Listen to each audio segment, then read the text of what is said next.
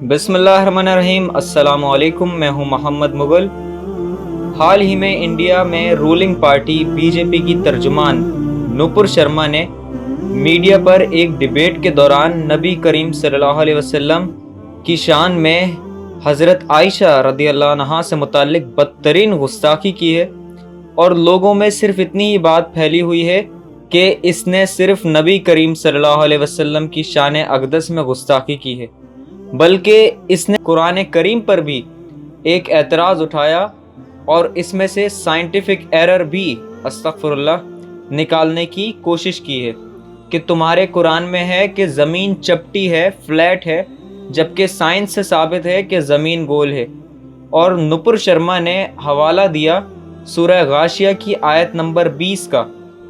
جبکہ اس آیت میں تو کیا پورے قرآن کریم میں ایسی کوئی آیت موجود ہی نہیں کہ زمین گول نہیں چپٹی ہے، بلکہ جو زمین کا گول ہونا ہمیں سر فرانسس ڈریک نے 1577 میں بتایا تھا کہ زمین گول ہے، اسفیریکل شیپ ہے، تو یہ بات قرآن کریم میں آج سے 1500 سال پہلے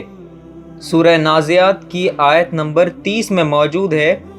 کہ زمین بیضوی شکل کی ہے، اسفیریکل شیپ کی ہے، یعنی کہ گول ہے۔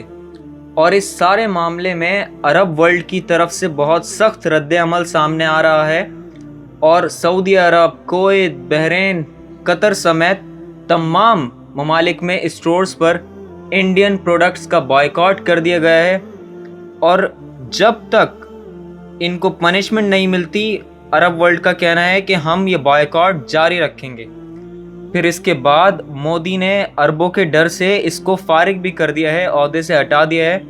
اور قطر نے ان کے سفیر کو بلا کے کہا ہے کہ جب تک ان کو سزا نہیں ہوتی ہم چین سے نہیں بیٹھیں گے۔ دیکھیں، اس سارے معاملے میں عرب ورلڈ بازی لے گیا ہے، اور عالم عرب نے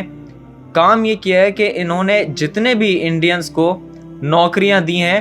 ان کو نکالنا شروع کر دیا ہے۔ دیکھیں، اب اس سارے معاملے میں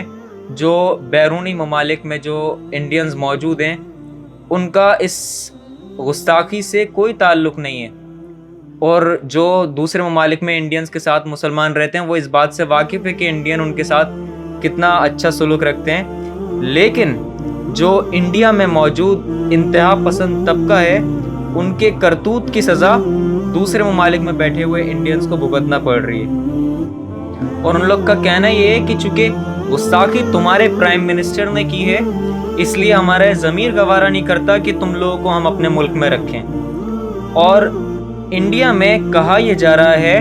کہ جی وہ ریمارکس جو تھے وہ ہمارے ملک کی مائنورٹی کے بارے میں تھے، جبکہ یہ ریمارکس انہوں نے نبی کریم صلی اللہ علیہ وسلم کے بارے میں دیے ہیں، جو مسلمان کسی صورت برداشت نہیں کر سکتے۔ اور ان لوگوں نے یہ سوچا بھی نہیں تھا کہ عرب اس طرح ان کے خلاف آ کر کھڑے ہو جائیں گے۔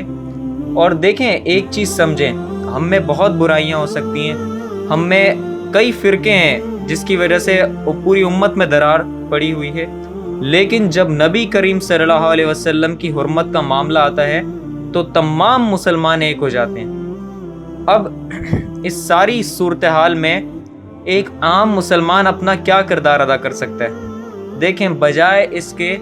کہ ہم روڈوں پر آ کر سڑکیں بند کر کے جلاؤ گھراؤ کر کے اپنے ہی لوگوں کا نقصان کریں، ہمیں چاہیے کہ ہم جگہ جگہ مجالس منعقد کر کے دنیا کو بتائیں کہ وہ جس شخصیت کی گستاخی کر رہے ہیں وہ اخلاقیات کے کس اعلیٰ درجے پر فائز شخصیت ہیں، نبی کریم صلی اللہ علیہ وسلم۔ وہ دنیا کی تاریخ کی کتنی عظیم ترین ہستی ہے جن کی وہ گستاخی کر رہے ہیں۔ اور دوسرا یہ کہ انڈیا کی پروڈکٹس کا بھرپور طریقے سے بائیکاٹ کیا جائے، جیسا کہ عرب ممالک میں ہو رہا ہے۔ اپنا دوستوں عزیزوں کا خیال رکھیے گا۔ جزاک اللہ خیر۔ اللہ حافظ۔